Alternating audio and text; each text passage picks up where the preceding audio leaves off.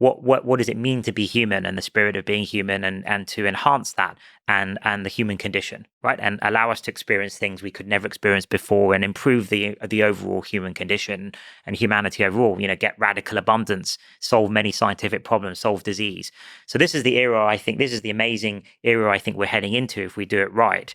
But we've got to be careful. We've already seen with things like social media how dual use technologies can be misused by, firstly, by bad actors, or naive actors, or crazy actors, right? So there's that set of just the common or garden use, misuse of existing dual use technology, and then of course there's an additional thing that has to be overcome with AI, that eventually it may have its own agency. So it could be good or bad in of itself. So I think these questions have to be approached very carefully, using the scientific method, I would say, in terms of hypothesis generation, careful control testing, not live A/B testing out in the world. Because with powerful technologies like AI, if something goes wrong, it may cause a lot of harm before you can fix it. It's not like an imaging app or game app where if something goes wrong, it's relatively easy to fix, and the harm's relatively small. So I think it comes with the usual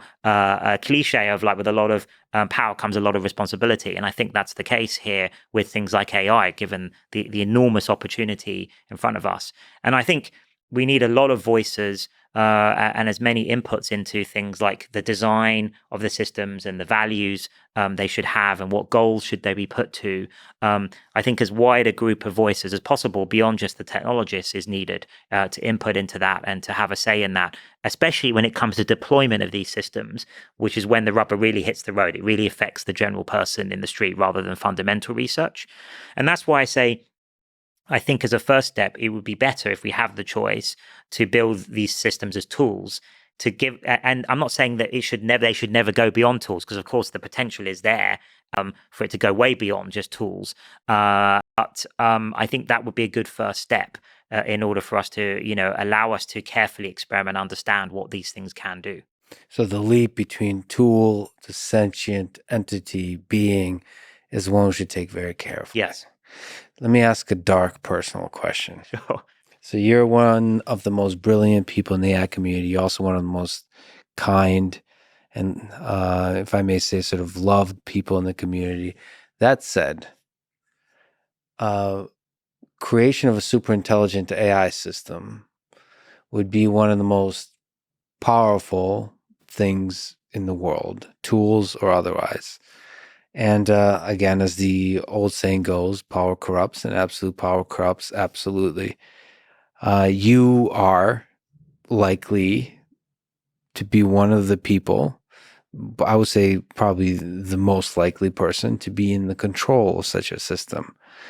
Do you think about the corrupting nature of power when you talk about these kinds of systems, that as all dictators and people that have caused atrocities in the past always think they're doing good, but they don't do good because the power has polluted their mind about what is good and what is evil? Do you think about this stuff, or are we just focused on language model? No, I think about them all the time.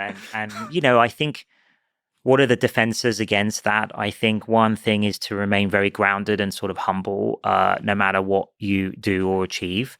And I try to do that. My best friends are still my set of friends from my undergraduate Cambridge days.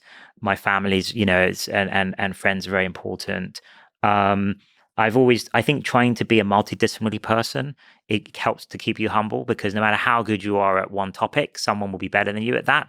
And always relearning a new topic again from scratch or a new field is very humbling, right? So for me, that's been biology over the last 5 years. Huge area topic, and I just love doing that. But it helps to keep you grounded, and keeps you open minded.